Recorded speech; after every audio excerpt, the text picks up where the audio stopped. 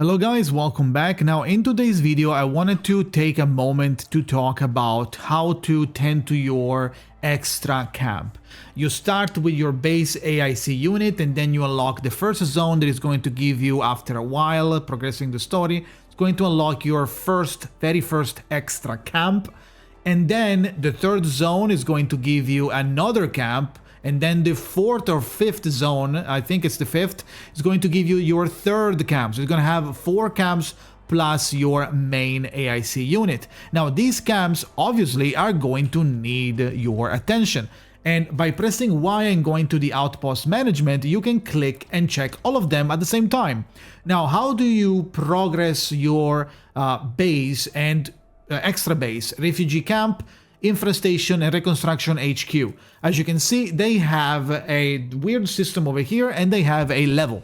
They need X amount of prosperity, which is 1-to-1 needed when you are trading something with them. Now, how do you trade? Basically, you click here, switch goods. They're going to tell you, depending on the level that the camp is, they're going to be able to trade different levels of tiers of quality of materials. Early on, you won't be able to trade anything besides the amethyst part, the amethyst bottle, and the origo crust.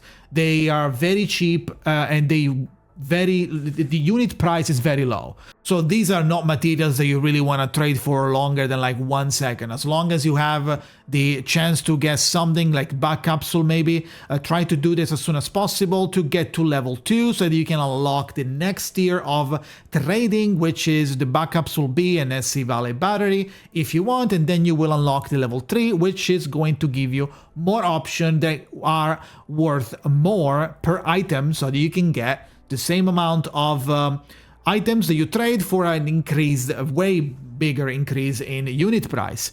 These obviously are harder to make, but obviously when you progress through the game, this will eventually be enough easy for you to make, and it's in a self-sustaining factory system. So with that in mind, we also have to assign with each camp a character. Now, the character obviously is going to, depending on which character you have, they're going to excel in something. So when you go and check which character is doing this, and you really want to get something that gives you more stock bills. In this case, Antal is really good because 2 of his hobbies, 2 of his special abilities have to do something with the stock bills. For example, for every 1 stock bill earned via trading, there is a 20% chance that 1 more is earned. And he also has, specifically, the survival knowledge. Again, for every 1 stock bill produced, there is a 20% chance that 1 more is produced. So it's a very good character to assign to a camp, so that is going to increase your stock bill saving and your value that you're getting back when you're just doing a trade. We do a trade, for example. So as you can see, we're gonna get a little bit of a bonus from his passive and the normal amount that was intended, and as you can see, 1-to-1 outpost XP, which goes straight to the refugee camp level, the prosperity.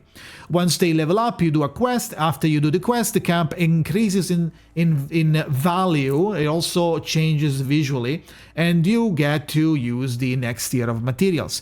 You also have the same concept goes for every other camp, by the way. The same goes for what you are doing in here. Now, at a certain point, you are going to have an extra activity to do on each of your camps, which is the warning terminal. You're gonna get attacked by bandits, let's say. So what you can do is go here. When you get notified, you go here, click switch to early warning terminal, and you prepare yourself for the tower defense, and there it is. This is the actual way to play tower defense in Arknights Endfield. There's no other tower defense mode for now, at least in the beta. As you can see, there are different map lines and different enemies approaching and different difficulties. Why would you ever do this ever? Right? You want to do this because if you clear it in both version, the operator intervention where you can actually use your characters, and the auto defense where you can only rely on your towers, you can, after doing this, you can get permanent bonuses on your stocks. Now, this is not something that is extremely important for you to do, but it helps a little bit increasing the general amount of stocks that this camp produces and gives it to you.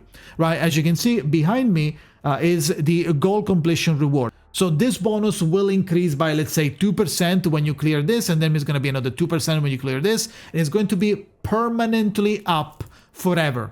So this is something that you can decide to choose to do at some point, at any point. You don't have to do it if you don't want to, but if you do it and we go check to the other place, and if you do it, you will be getting a nice 10% bonus on the stock build bonus earning chance.